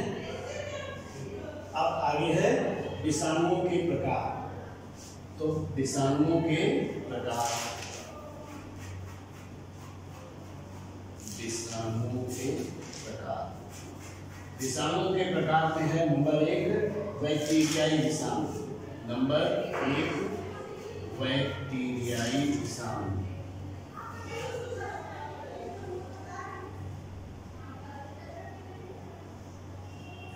बैक्टीरियाई विषाणु। नंबर 2 में है, नंबर 2 है पादप विषाणु। पादप विषाणु। और नंबर 3 है जंतु, जंतु विषाणु। ये इस प्रकार से। तो बैक्टीरियाई विषाणु, कुछ विषाणु ऐसे होते हैं जो बैक्टीरिया पर अपना जीवन यापन करते हैं। बैक्टीरिया भी एक सूक्ष्म जीव है, यानी उनके उनमें पहुंच करके ये उसकी एक्टिविटीज को चेंज कर देते हैं और उससे भोजन या अपने आप को डेवलप करते हैं और द्विगुणन की क्षमता भी इनमें होती है। तो ऑप्टिमम टेम्परेचर पर ये द्विगुणन कर लेते हैं। ऐसे ही पादप विषाणु, कुछ विषाणु ऐसे हैं जो पादपों में रहते हैं या पादपों की कोशिकाओं में पाए जाते हैं। ये पादप की कोशिकाओं में जाने के बाद वहाँ की स्थिति को चेंज कर देते हैं। जैसे बहुत सारे रस्ट वगैरह है, पत्तियों में सफेद सफेद से धब्बे बन जाते हैं, किसी किसी में पीले स्मट की तरीके से हो जाते हैं और पौधों की पत्तियां। तो ये विषाणु जनित रोग हो गए। बहुत सारे, जैसे इस तरीके की पत्ती है, पत्ती में से ये, वैसे पत्ती में ग्रीन पिगमेंट होता है, ऐसे पत्ती ये हरे रंग की होती है, लेकिन इसमें बीच बीच में कहीं कहीं क्लस्टरियस धब्बे नुमा ऐसे स्ट्रक्चर्स बन जाते हैं। यहाँ पर जो व्हाइट सी संरचनाएं हो गई, सफेद रंग की संरचनाएं हो जाती हैं।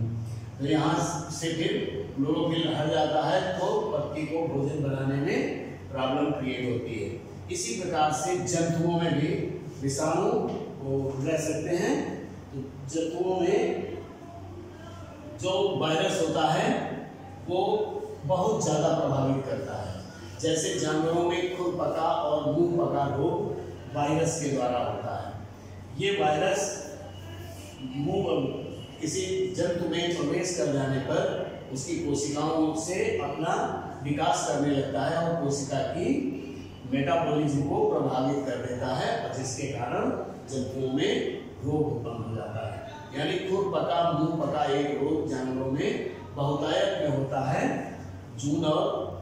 लास्ट जून और जुलाई में। तो उस समय उसको वैक्सीन से कंट्रोल किया जाता है। लेकिन होता क्या है, उसमें जंतुओं के जो मुंह में जीभ में बहुत ज़्यादा छाले हो जाते हैं, जिससे वो चारा करना बंद कर देता है। और पैरों में खुद के ऊपर गड्ढे हो जाते हैं और बराबर उससे रक्त निकलता रहता है, जिससे उसमें कीड़े पड़ जाते हैं। तो ये वायरस उस जानवर को, अगर उसकी आप देखभाल नहीं करें तो वो जानवर जीवित नहीं रह सकता है। तो इस प्रकार से विषाणु हमारे लिए बहुत ही नुकसानदायक होते हैं। अब विषाणुओं से रोग में गलसुआ, जुकाम और बहुत सारे इस तरीके से फेफड़ों की बीमारियां भी हो जाती हैं। तो वायरस हमको बहुत ही नुकसान पहुंचा सकता है।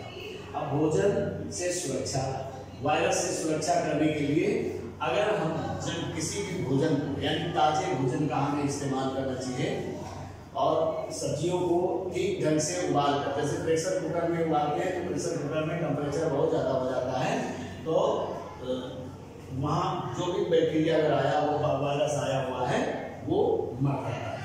यानी ये उचित टेम्परेचर पर ही रह सकते हैं, हाई टेम्परेचर पर नहीं रहते हैं।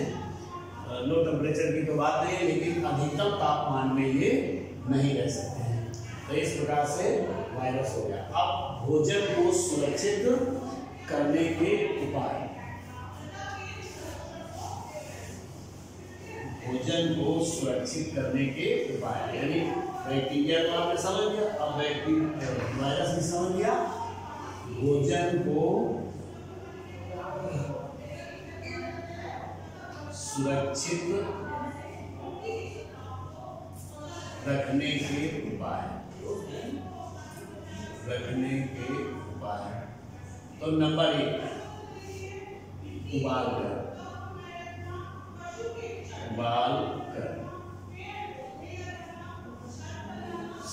हरी सब्जियों या दूध आदि को हम एक निश्चित टेम्परेचर तक उबालते हैं, यानी उबालने का मतलब 100 डिग्री सेल्सियस टेम्परेचर पर दूध बॉयल होने लगता है, और जब उबालते हैं तो उसमें कुछ 100 डिग्री सेल्सियस टेम्परेचर कुछ देर के लिए, जैसे 5 मिनट्स के लिए 100 डिग्री टेम्परेचर पे रखते हैं, और फिर उस दूध को धीरे धीरे ठंडा कर लेते हैं, या सब्जी वगैरह को धीरे धीरे ठंडा कर लेते हैं, जिससे उसमें उपस्थित सूक्ष्म जीव यानी बैक्टीरिया वगैरह, वायरस, ये सब नष्ट हो जाते हैं।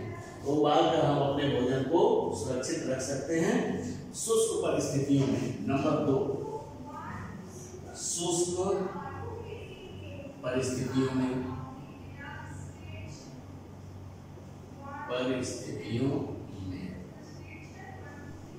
भोजन को हम सुखाकर, यानी नमी की मात्रा को कम करके, क्योंकि जितने भी बैक्टीरिया या वायरस हैं ये नम स्थानों में उचित नमी पर ही ये प्रोग्रेस करते हैं, इसलिए शुष्क परिस्थितियों में, जैसे आम आपको एक सीजन में मिलता है, यानी मई और जून में ही मिलता है, लेकिन अगर आप साल भर खाना चाहते हैं, रखना चाहते हैं, तो आम के टुकड़े करके धूप में उनको अच्छी तरीके से सुखा दिया जाता है, और नमी की मात्रा जब उसमें कम रह जाती है तो उसको पैक करके रख दिया जाता है, और साल भर उसका इस्तेमाल करते हैं।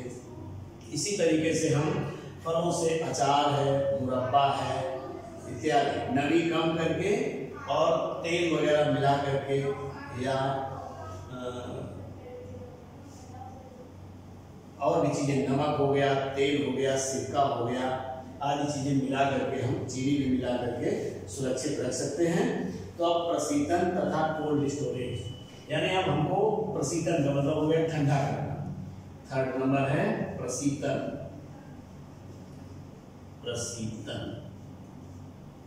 प्रशीतन के लिए सभी लोगों के घर में मोस्टली फ्रिज का इस्तेमाल सभी लोग करते हैं।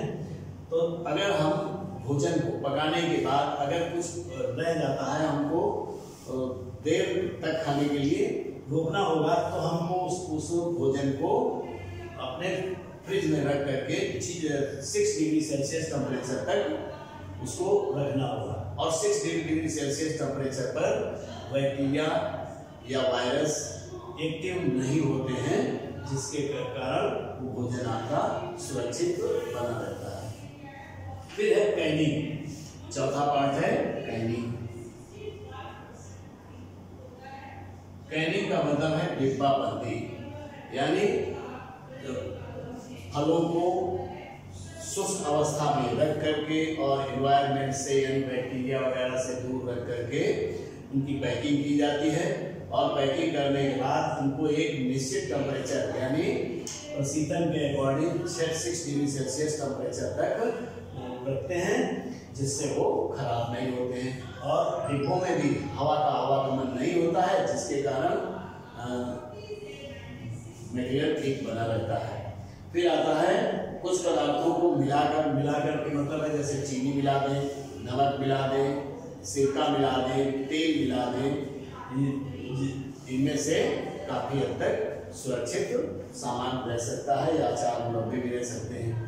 चीनी के जलाव में, जैसे अगर हम चीनी का एक जलाव बनाते हैं, उसमें से अगर हम सेब हो या कोई दूसरा फल हो, आम के भी फल हो, उनको काट करके और गर्म करके डाल दें, तो उनमें वो सुरक्षित हो जाते हैं। अब आता है पास्चराइजेशन ऑफ मिल्क, दूध को सुरक्षित रखने का क्या सिस्टम है। तो दूध को सुरक्षित रखने के लिए सबसे पहले दूध को हमको 100 डिग्री सेल्सियस तक उबालना रहता है, और उबालने के बाद फिर उसको धीरे धीरे टेम्परेचर उसका कम करना होता है। अब ऐसा नहीं कि फ्रिज में रख दिया, धीरे धीरे टेम्परेचर कम करते हैं और टेम्परेचर कम करने के बाद 70 डिग्री सेल्सियस का टेम्परेचर तो उबालने में उसको कई मिनट तक रोकते हैं, जिससे बैक्टीरिया सभी मर जाते हैं और फिर उसको ठंडा करने के लिए उसमें फ्रिज में रख देते हैं।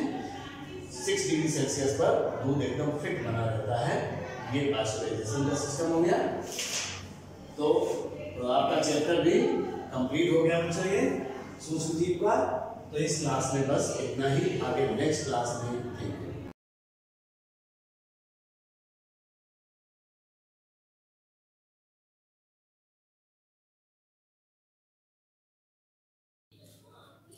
Good morning students. बच्चों क्लास 8H में ये सब्जेक्ट कंप्यूटर की क्लास है। Chapter number 1 computer processor. पिछली क्लास में बच्चों हम लोगों ने प्रोसेसर की वर्किंग हम लोगों ने पढ़ी थी कि प्रोसेसर में एक इंस्ट्रक्शन जो है वो या एक इंस्ट्रक्शन जो है वो एग्जीक्यूट होने में कितना समय लेता है, या जिसको कि हम लोग इंस्ट्रक्शन साइकिल भी कहते हैं, वो आपके किन 2 चरणों से मिलके बनी होती, ये हम लोगों ने डिस्कस किया था।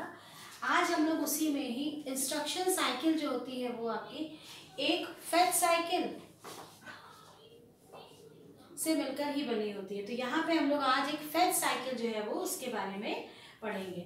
ठीक है, फेच साइकिल जो है वो पूरी 5 स्टेप में ही आपकी कंप्लीट होती है। उसके 5 स्टेप होते हैं।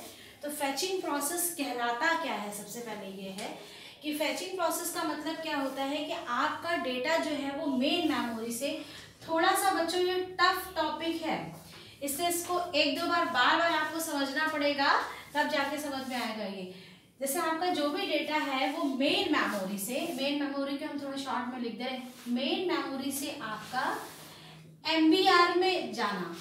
ठीक है, ये आपका मेन मेमोरी पे डेटा है और वो MBR में जब पहुंचता है तो ये जो प्रोसेसिंग होती है, ये प्रोसेसिंग आपकी कहलाती है फेच प्रोसेसिंग कहलाती।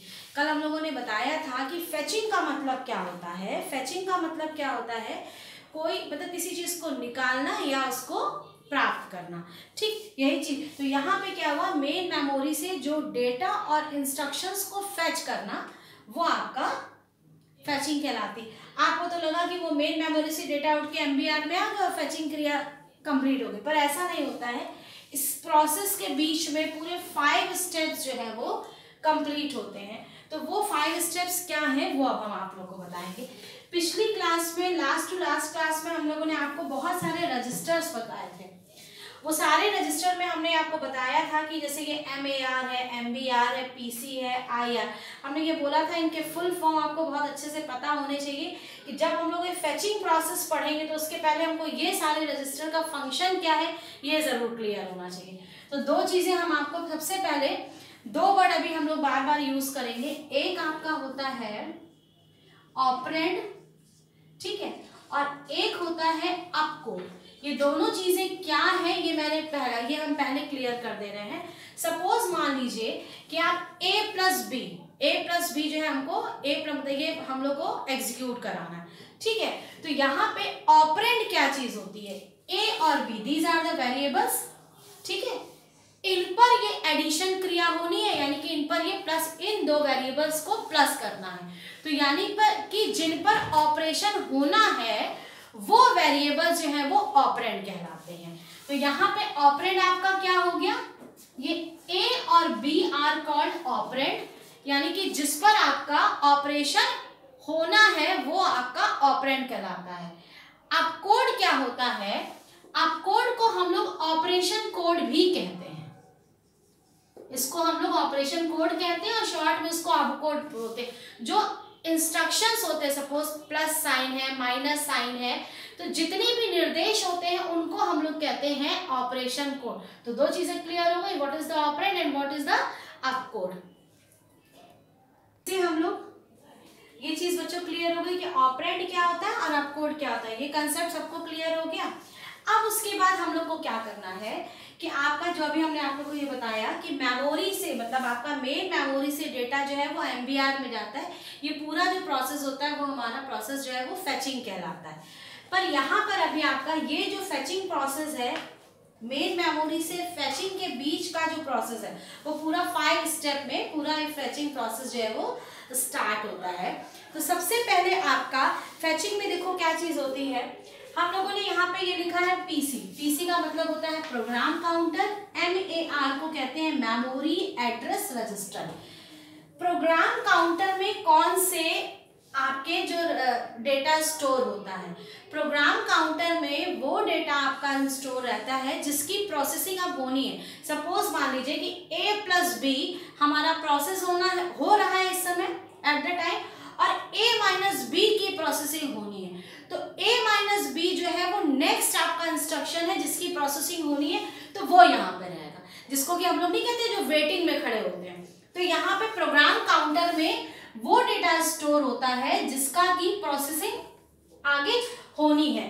तो उसका जो एड्रेस है वो कहाँ पे, उसमें प्रोग्राम काउंटर में जो भी डेटा है उसका एड्रेस कहाँ जाएगा, मेमोरी एड्रेस रजिस्टर में वो स्टोर होगा। ठीक, फर्स्ट स्टेप ये हुआ कि प्रोग्राम काउंटर का इसलिए वो यहाँ पे जाएगा क्योंकि अब उसकी आगे प्रोसेसिंग होनी है। अब उसके बाद यहाँ पे जो इंस्ट्रक्शन है वो आपका, इसमें से जो भी आप MAR यानी कि इसमें जो एड्रेस जिस इंस्ट्रक्शन का अब एग्जीक्यूशन होना है वो उसमें स्टोर है, तो वो इंस्ट्रक्शन क्या करेंगे, वो इंस्ट्रक्शन आपका M फॉर मतलब यहाँ पे निर्देश हो गया, तो वो इंस्ट्रक्शन जो है वो MBR में स्टोर होता है। तो पहले MAR से आपका कहाँ पे वो गया डेटा, आपका MBR में अब आपका वो जो इंस्ट्रक्शन है वो स्टोर हुआ। तो ये आपका जो प्रोसेस होता है, ये सेकंड वाला स्टेप ये कहलाता है रीडिंग साइकिल, यानी कि डेटा को रीड करने का जो प्रोसेस है वो कंप्लीट हो गया है। इस सेकंड स्टेप में जो भी आपका डेटा या इंस्ट्रक्शन था उसको रीड करने का प्रोसेस शुरू हो गया।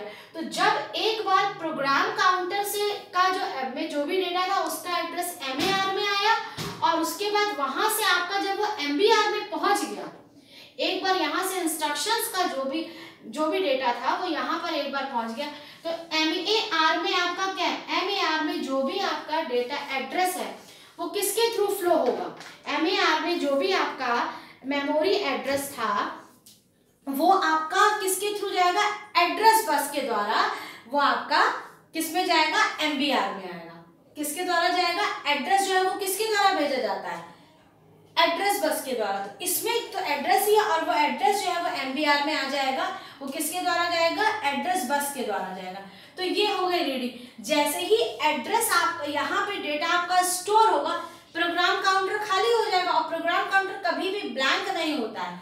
तो अब प्रोग्राम काउंटर में क्या होगा कि जो नेक्स्ट एग्जीक्यूट जो आपका इंस्ट्रक्शन जो है वो एग्जीक्यूट होना है या जो क्रियान्वित होना है वो आएगा। तो यानी कि प्रोग्राम काउंटर में क्या होगा, एक इंक्रीमेंट हो जाएगा। तो यहाँ पे आपका लिखा है PC+1। इसका मतलब क्या हुआ कि जो PC में, यानी कि भाई जैसे मान लीजिए कहीं हम लोग जाते हैं और वेटिंग में बैठे हैं, तो मान लीजिए अब हमारा नंबर आएगा, तो जो हमारे वाला जो हमसे पीछे था जो वेट कर रहा है वो हमारी प्लेस पे आ जाएगा। तो यहाँ पर भी वही चीज हो गई कि PC में एक इंक्रीमेंट हो गई, यानी कि उसमें अब नेक्स्ट जो डेटा था उसका एड्रेस आ गया। तो ये PC+1 का मतलब यहाँ पर ये हो गया। ठीक है, थर्ड स्टेप तक ये क्लियर हुआ। उसके बाद फोर्थ में क्या हुआ आपका, ये थोड़ा सा टिपिकल है आपका। IR मीन्स हुआ इंस्ट्रक्शन रजिस्टर, MBR में दो चीजें अब आपकी स्टोर हो रही हैं, बहुत ध्यान से देखिएगा। अप कोड है, अप कोड हमने बताया था इंस्ट्रक्शन है। आपका जो भी MBR में जो भी आपका मेमोरी बफर रजिस्टर है, जो भी डेटा है उसका जो अप कोड मीन्स जो इंस्ट्रक्शन है, ठीक है, वो इंस्ट्रक्शन आपका IR में स्टोर हो जाएगा। अप कोड का मतलब क्या हुआ, इसमें आपका दो चीजें हैं यहाँ पे। अप कोड यानी कि ये इंस्ट्रक्शन है। हमने कल भी आपको बताया था कि जितने भी आपके इंस्ट्रक्शंस होते हैं, निर्देश होते हैं, उनका कोई ना कोई एक ऑपरेशन कोड होता ही है। सपोज मान लीजिए रीड है, ऐड का 1100 अगर है, ठीक है, 1100 है, तो इंस्ट्रक्शन रजिस्टर में वो आपका अप कोड जो है वो यहाँ पर स्टोर हो जाएगा। तो यहाँ पर क्या होगा, MBR में अगर आपका इंस्ट्रक्शन है तो इंस्ट्रक्शन का जो भी आपका एड्रेस है, जो इंस्ट्रक्शन है वो यहाँ पे IR में स्टोर हो गया। ठीक, उसके बाद अब आपका क्या है, ये जो एड्रेस रजिस्टर है, ठीक है, एड्रेस रजिस्टर जो भी आपका एडिशन या सब्सट्रैक्शन जो भी होना है वो जो है वो एड्रेस रजिस्टर जो है वो उसका MAR में सेंड कर दिया जाएगा। कहां पर सेंड कर दिया जाएगा? MAR में, ठीक है, जहां पर इसका एड्रेस। और अब आपका MBR में क्या चीज बचेगी? सिर्फ ऑपरेंड बचेगा, ठीक है। MBR से जो भी आपका निर्देश था, जिसको कि हम लोग अपकोड कह रहे हैं, वो IR में स्टोर हो गया।